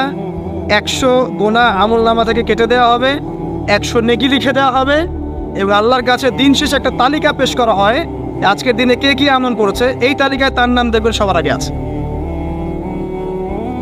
ওই ব্যক্তির নামও থাকতে পারে যে 100 বারের চেয়ে বেশি পড়েছে, তখন তার নাম আগে চলে যাবে, এর নামটা পরে চলে আসবে। কথা বুঝতে পারছেন? মিনিমাম 100 বার পড়তে পারলে খুব ভালো হয়। যদি না পড়েন কমপক্ষে কয়বার? 10 বার। আসেন, এরপরে পড়বেন 10 বার দরুদ শরীফ, আল্লাহুম্মা সাল্লি আলা মুহাম্মাদ ওয়া আলা আলি মুহাম্মাদ, যেটা আছে দরুদ ইব্রাহিম, এটা পড়তে পারেন, অথবা ছোট করে পড়তে পারেন আল্লাহুম্মা সাল্লি ওয়া সাল্লিম আলা নবিয়িনা মুহাম্মদ, এটা পড়লেও হবে, অথবা আল্লাহুম্মা সাল্লি আলা মুহাম্মাদ ওয়া সাল্লিম, এতটুকু পড়লেও ইনশাআল্লাহ আকাদায় হয়ে যাবে। 10 বার যে ব্যক্তি দরুদ পড়ে সকালে সন্ধ্যায়, নবী সাল্লাল্লাহু আলাইহি ওয়াসাল্লাম তার জন্য পরকালে সুপারিশ করবেন ইনশাআল্লাহ। যদি আমরা নবীজির সুপারিশ পেতে চাই, দরুদের কোনো বিকল্প নাই। বেশি বেশি দরুদ পড়তে থাকেন, তার সুন্নাহ অনুসরণ করেন, বেশি বেশি দরুদ পড়তে থাকেন, মিনিমাম সকালে 10 বার, সন্ধ্যায় 10 বার, ইনশাআল্লাহ আল্লাহ নবী সুপারিশ করবেন ইনশাআল্লাহ তাআলা। আরেকটা আছে রাদিতু বিল্লাহি রাব্বান ওয়া বিল ইসলামি দীনান ওয়া বি মুহাম্মাদিন সাল্লাল্লাহু আলাইহি ওয়াসাল্লাম নবিয়্যা। এর একটা বড় ফজিলত আছে। কি ফজিলত? যে ব্যক্তি এই দোয়াটা সকাল সন্ধ্যা 3 বার করে পড়ে, কিয়ামতের মাঠে আল্লাহ পাকের উপর হক হয়ে যাবে, ওয়াজিব হয়ে যাবে, আল্লাহ ওই ব্যক্তিকে সন্তুষ্ট করে দেবেন ইনশাআল্লাহ। সন্তুষ্ট করে দিবেন মানে কি? ইনশাআল্লাহ সে জান্নাতে যাবে। আরেকটা আছে, এটা বলে শেষ করি, হাসবি আল্লাহু লা ইলাহা ইল্লা হু আলাইহি তাওয়াক্কালতু ওয়া হুয়া রাব্বুল আরশিল আযীম। এটা পড়তে হবে 7 বার। কয়বার? 7 বার। তাহলে কি হবে? আপনার দুনিয়া আখিরাতের যে চাওয়া পাওয়াগুলো আছে এর জন্য আল্লাহ পাকই আপনার জন্য যথেষ্ট হয়ে যাবে, কাউকে লাগবে না। এইগুলা ফরজ নামাজ মানে ফজরের নামাজ জামাতে পড়ার পরে বসে বসে এইগুলো করতে থাকবেন। যদি দোয়া আগে করা হয়, নামাজে মোনাজাত যেটা হচ্ছে আমাদের সমাজে, এটা যদি আগে করে ফেলা হয় তাহলে দোয়ার পরে বসে থাকবেন, বসে বসে এগুলো পড়তে থাকবেন। যদি পারেন ইশরাকের নামাজটা পড়ে মসজিদ থেকে বের হতে পারেন। ইশরাকের নামাজ মানে ফজরের সূর্য উঠে যাওয়ার পরে 2 রাকাত নফল পড়ে যে ব্যক্তি যাবে বাসায়, মানে প্রথমে ফজরের নামাজ জামাতে পড়েছে, জিকির আজকার করেছে, ইশরাকের সময় হয়েছে, নামাজ পড়ে বের হলো, এই ব্যক্তির আমলনামায় একটা কবুল হজের নেকি দেওয়া হবে, একটা কবুল উমরার নেকি দেওয়া হবে। এগুলো খুবই সহজে আমল করা যায়। এরপরে আপনি বাসায় ফিরে গিয়ে বা মসজিদেই কোরআন তেলাওয়াত করবেন। আমরা কোরআন তেলাওয়াত করব। কোরআন তেলাওয়াত করবেন 1 পারা, 1 পারা পারেন না অর্ধেক পারা, অর্ধেক পারা পারেন না 5 পৃষ্ঠা, 5 পৃষ্ঠা পারেন না কমপক্ষে 1 পৃষ্ঠা পারবেন না, 1 পৃষ্ঠা করে হলেও প্রতিদিন কোরআন তেলাওয়াত করতে হবে। পারবেন না ইনশাআল্লাহ? প্রত্যেক হরফে 10 নেকি পাবেন। কোরআন আপনার পক্ষে সুপারিশ করবে ইনশাআল্লাহ, এবং এই কোরআন আপনাকে ছায়া দিবে, সূরা বাকারা আলে ইমরানের মতো ছায়া দিবে কিয়ামতের মাঠে। এবং এটা নবী সাল্লাল্লাহু আলাইহি ওয়াসাল্লাম যেটা বলেছেন, কোরআন হুজ্জাতুল লাকা ওয়া আলাইক, এটা তোমার পক্ষে সাক্ষী দিবে অথবা বিপক্ষে সাক্ষী দিবে। তো কোরআন তেলাওয়াত করবেন। এরপরে আমরা কি করি? আমরা হয়তো যে যার মতো চলে যাই, কেউ স্কুলে চলে যান, নাস্তা করেন। আচ্ছা, নাস্তার আগে একটা কথা বলি। সকালে নাস্তা করবেন এমনভাবে যে, এখনকার ডক্টররাও বলেন এই কথাটা, সকালবেলা একটু বেশি খেতে হয়, সকালবেলা একটু বেশি হেভি ফুড নিতে হয়, দুপুরে তার চেয়ে একটু কম, রাতে আরও কম। আর আমাদেরটা উল্টা, কিন্তু সকালে অল্প একটু, দুপুরে একদম বিশাল, রাতের বেলা আরও বিশাল, নাকি? তো নিয়মটা হচ্ছে এই যে সকালে খেতে হয় বেশি, সারাদিন আপনাকে কাজ করতে হবে, সকালে আপনাকে বেশি হাইজেনিক ভালো ফুড খেতে হবে, দুপুরে তার চেয়ে একটু কম, আর রাতে তার চাইতে কম। এভাবে খেতে পারলে প্রফিটিক খাওয়া হবে ইনশাল্লাহ। আর খাবার আমাদের সুন্নাহ মতো খাওয়ার দরকার নেই, নবী সাল্লাল্লাহু আলাইহি ওয়াসাল্লামের সুন্নাহ মতো খায়েন। আমাদের সুন্নাহটা কেমন? আমরা 7 পেট খাই। কয় পেট? 7 পেট। যদি পেটের মধ্যে কিছু জায়গা ফাঁকা থাকে সেটাও কিছু মিষ্টি দিয়ে ঢুকায় 7 পেটে ভর্তি করতে হবে। এটা চ্যালেঞ্জ, পেটটা ভর্তি করতে হবে। আর নবী সাল্লাল্লাহু আলাইহি ওয়াসাল্লাম খেতেন এভাবে যে পেটটাকে 3 ভাগ করতেন, 1 ভাগ খাবার খেতেন, 1 ভাগ তিনি পানীয় পান করতেন, আর 1 ভাগটা ফাঁকা রাখতেন। আপনি এভাবে খাওয়া শুরু করেন, দেখবেন আপনি ফিজিক্যালি ফিট ফিল করছেন এবং আপনি ক্লান্ত হচ্ছেন কম, অলসতা কম আসছে কাজে, আপনি এনথুজিয়াজম পাবেন ইনশাআল্লাহ তাআলা। তো খাবারের ব্যাপারটা সতর্ক থাকে। আর এই যুগে খাবারের মধ্যে প্রচুর ভেজাল আছে, চেষ্টা করতে হবে ম্যানুফ্যাকচার্ড খাবারগুলো বাদ দিয়ে হোমমেড যে ফুডগুলো আছে, হোমমেড ফুড মানে বাসায় যেগুলো আমরা তৈরি করি, ফ্রেশ হাইজেনিক ফুডগুলো খাওয়ার চেষ্টা করতে হবে। স্পেশালি বাচ্চাদের ব্যাপারে সতর্ক থাকতে হবে। বাচ্চা থেকে তরুণদেরকে এমন কোনো খাবার খাওয়া যাবে না যে খাবারটা খেলে আপনি অসুস্থ হয়ে যান, আপনার স্ট্যামিনা কমে যায়, আপনি ফিজিক্যালি দুর্বল হয়ে পড়েন। এটা খুব খেয়াল রাখবেন। খাবার এই যে আপনারা যে গ্রাম অঞ্চলে থাকেন, আপনারা সৌভাগ্যবান একদিক থেকে যে আপনারা ফ্রেশ খাবার উৎপন্ন করে খেতে পারেন। শেষ জামানায় খাবারের মধ্যে খুব ভেজাল আসবে, এটা বিভিন্ন হাদিস দিয়ে মেলানো যায়, আমি ওদিকে যাচ্ছি না। কিন্তু কনক্লুশন বললাম, শেষ জামানায় খাবারে প্রচুর ভেজাল আসবে। ওই ভেজালগুলো থেকে দূরে থাকতে হলে আমাদেরকে হাইজেনিক ফুডের দিকে ফোকাস করতে হবে এবং প্রোডাক্ট খাবার উৎপন্ন করে খেতে পারলে খুব বেশি ভালো হয়, না পারলে রুট লেভেল থেকে খাবার নিয়ে আসতে হবে। আর অ্যাটলিস্ট ম্যানুফ্যাকচার যে খাবারগুলো বাজারে ঘোরাফেরা করে এগুলো অ্যাভয়েড করতে হবে। আল্লাহ পাক বোঝার তৌফিক দান করুন। আমি আর লম্বা করছি না, শেষ করে দিচ্ছি ইনশাআল্লাহ। লেখাপড়া এবং ওয়ার্কের বিষয়গুলো বলছিলাম যে আমরা যারা লেখাপড়া করব, প্রফিটিক লাইফস্টাইল করতে হলে এবং প্রোডাক্টিভ মুসলিম হতে হলে লেখাপড়াটা করতে হবে আল্লাহ সন্তুষ্টির জন্যে। চাকরি বাকরি ব্যবসা বাণিজ্য যাই করে, কৃষিকাজ, সব কিছুর উদ্দেশ্য হবে কি? আল্লাহ সন্তুষ্টি অর্জন করে এবং ওই ক্ষেত্রে সৎ থাকা, কাউকে না ঠকানো, মাপে কম না দেওয়া, দুর্নীতি না করা, ঘুষ না নেওয়া।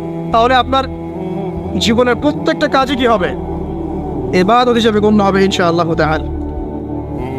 শেষ করার আগে আমরা জোহরের ওয়াক্তে চলে আসছি। আপনি আপনার জব সেকশনে কাজ করছেন, নামাজের ওয়াক্ত হলো, নামাজ পড়ে নেবেন। আচ্ছা, নামাজের আগে আপনি 4 রাকাত সুন্নত পড়বেন, শেষে 2 রাকাত। চেষ্টা করবেন দিনে 12 রাকাত সুন্নত পড়ার জন্য। ফজরের আগে 2, জোহরের আগে 4, পরে 2, 6 আর 2 8, মাগরিবের পরে 2, এশার পরে 2। এই যে মোট 12 রাকাত সুন্নাত যে ব্যক্তি নিয়মিত পড়বে, জান্নাতে আল্লাহ পাক তার জন্য একটা ঘর নির্মাণ করবেন ইনশাআল্লাহ তাআলা। প্রতিদিন একটা ঘর, প্রতিদিন একটা করে ঘর আপনি পেতে পারেন মাত্র 12 রাকাত নফল বা সুন্নাত আদায় করার মধ্য দিয়ে। জোহরের ওয়াক্ত চলে আসলো, আমরা যেখানে থাকি, স্কুলে বা কলেজে, ইউনিভার্সিটিতে বা চাকরির ক্ষেত্রে, নামাজটা পড়ে নেব ইনশাআল্লাহ। এরপর আবার কাজে যান, কাজ করেন, লাঞ্চ করেন, খাওয়া দাওয়া করেন। আবার খাওয়ার সুন্নাত বলে যান না, 7 পেট না, 1 পেট খাওয়ার, 1 পেট পানি, 1 পেট ফাঁকা, এবং হাইজেনিক ফুড, ম্যানুফ্যাকচার্ড না। তারপরে যান, রেস্ট করেন, গাইলুল আছে তাকে বলে, 1 থেকে 1.5 ঘন্টা রেস্ট করেন, ঘুমান। তারপরে আপনি বিকেল সময়টা আবার আসরের নামাজ পড়েন, আপনার কর্মক্ষেত্রে কাজগুলো সারেন। সন্ধ্যায় আপনি আবার বাসায় ফিরে আসবেন। এই সন্ধ্যায় বাসায় ফিরে আসবেন, ফিরে আসার পরে মাগরিবের সালাত পড়লেন জামাতে। পড়ার পরে বিকেল টাইমটা, মাগরিবের আগে বিকেল টাইমটা আপনি ঘুরতে যান, পরিবারকে সময় দেন, বাচ্চাদেরকে সময় দেন, একটু দিনী ভাইদের সাথে বসেন। ওই সময় যদি কোনো হালাকা অ্যারেঞ্জ করা যায়, মসজিদ ভিত্তিক তালিমে বসেন, 2টা হাদিস পড়েন, কোরআন একটু দার্স নেন, বা অনলাইনে কোনো লেকচার শুনেন বা বই পড়েন, কিছু একটা করেন। আর পরিবারকে সময় দেন। পরিবারকে সময় দেওয়ার পর মাগরিবের ওয়াক্ত হয়ে যাওয়ার পরে, মাগরিবের নামাজ শেষ, ফজরের পর আপনি যে আমলগুলো করেছেন মাগরিবের পর, সেই আমলগুলো আবার করতে হবে, সেম কাজ। এভাবে করতে করতে দেখবেন 1 ঘন্টা চলে গেল। বাসায় গিয়ে আপনি পরিবারকে সময় দেন, আপনার অফিসের কাজ, হোমওয়ার্ক, স্কুলের কাজ, ইউনিভার্সিটির কাজ, এগুলো শেষ করেন। শেষ করার পরে আপনি রাতের খাবার খেয়ে নেন, খেয়ে নিয়ে আবার চলে আসেন মসজিদে, এশার নামাজ পড়েন, পড়ে বাসায় গিয়ে জাস্ট ঘুমেন, আর দেখা দেখি নাই। তখন আপনি আবার দেখবেন ফজর ওই 4টা 3টে উঠতে পারবেন, তাহাজ্জুদ পড়তে পারবেন, ফজর পড়তে পারবেন, আবার আপনার দিনটা লম্বা হবে ইনশাআল্লাহ। এভাবে 1 দিন 2 দিন না, সপ্তাহে 7 দিন, মাসে 30 দিন, বছরে 365 দিন যখন এই প্রজন্ম কাটাতে পারবে, আমরা কাটাতে পারবো, তখন আমাদের মুখে মানাবে দিন ইসলাম প্রতিষ্ঠার কথা। তার আগে আমাদের মুখে এসব কথা মানায় না। এখন আমাদের মুখে এসব কথা এখন মানাচ্ছে না, কারণ আমরা তো আমলই করছি না, আমাদের ঈমান আকীদা ঠিক নাই, আমাদের প্রফেটিক লাইফস্টাইলই তো নাই, নবী সাল্লাল্লাহু আলাইহি ওয়াসাল্লামের মতো লাইফস্টাইলই তো নাই আমাদের। তাহলে আমাদের দ্বারা কেমন করে দিনের পতাকা আল্লাহর জমিনে প্রতিষ্ঠিত হবে বলেন তো দেখি। এভাবে যখন একটা উম্মাহ গড়ে উঠবে, খুবই ডিফিকাল্ট, এটা কিন্তু অনেক বড় চ্যালেঞ্জ। এটাই সবচেয়ে বিগ টাস্ক, যে এই আমরা যারা আছি, আমাদের ইয়াং তরুণ প্রজন্ম, আমাদের মা বোন, বাচ্চা কাচ্চা এবং আমাদের বৃদ্ধ, সবাই মিলে যখন এইভাবে মুভ করবে, তখন দেখবেন একটা জাতি সকাল থেকেই সজাগ, সকাল থেকেই জাতি সজাগ। যেমন একটা চমৎকার একটা আইন করা হয়েছে না, রাত 8টায় সব বন্ধ, খুবই ভালো কথা। কেউ অ্যাপ্রিসিয়েট করুক না করুক, আমি শুরুতেই বলেছি আলহামদুলিল্লাহ, খুব ভালো। অ্যাটলিস্ট এখন 10টায় ঘুমাতে পারবো, তারপরেও দেখবেন 3টার আগে ঘুমাচ্ছে না। কিন্তু আপনি মদিনায় গিয়ে দেখবেন ফজরের পর থেকেই সব কিছু লাইভ, স্কুল, কলেজ, দোকানপাট, অফিস সব ওপেন। কারণ আমাদের উম্মত, এই উম্মতের জন্য ফজরের পরের সময়টাতেই বরকত রাখা হয়েছে। যে সময়টা আমরা পাই না, আমাদের সকাল হয় 11টায়, আমাদের সকাল হয় 10টায়, কর্মক্ষেত্র শুরু হয় 10টায়। এই জন্য সকাল ওই যে 5টা থেকে 10টায় এই বরকতটা আমরা পাই না। এভাবে যদি আমরা নিয়মিত 24 ঘন্টা কাটাতে পারি, ওই যে আয়াতটা বলেছি, ওয়ামা খালাকতুল জিন্না ওয়াল ইনসা ইল্লা লিয়াবুদুন, আমি জিন এবং মানুষকে শুধুমাত্র আমার ইবাদত করার জন্যই সৃষ্টি করেছি। এই আয়াতটার হক আদায় হবে ইনশাআল্লাহ, ব্যক্তি জীবন সুন্দর হবে ইনশাআল্লাহ, আমাদের পরিবারগুলো সুন্দর হবে ইনশাআল্লাহ, আমাদের যুব সমাজ একটা গতি পাবে, হ্যাঁ, এবং তারা প্র্যাকটিক্যাল বাস্তব বিষয়গুলোকে নিয়ে ব্যস্ত থাকবে, অবাস্তব অনেক জিনিসগুলো পিছনে ছুটবে না। আমাদের সমাজটা সুন্দর হবে ইনশাআল্লাহ। আস্তে আস্তে দেখবেন উম্মার একটা বড় অংশ ইনশাআল্লাহ আযজা ওয়া জাল আগামী দিনগুলোতে দিনকে এগিয়ে নেওয়ার জন্য এবং দিনকে আল্লাহর জমিনে প্রতিষ্ঠার জন্য শক্তি, মেধা, মনন, তাদের এনথুজিয়াজম সব কিছু আল্লাহর সন্তুষ্টির জন্য ঢেলে দেওয়ার প্রয়াস পাবে ইনশাআল্লাহ।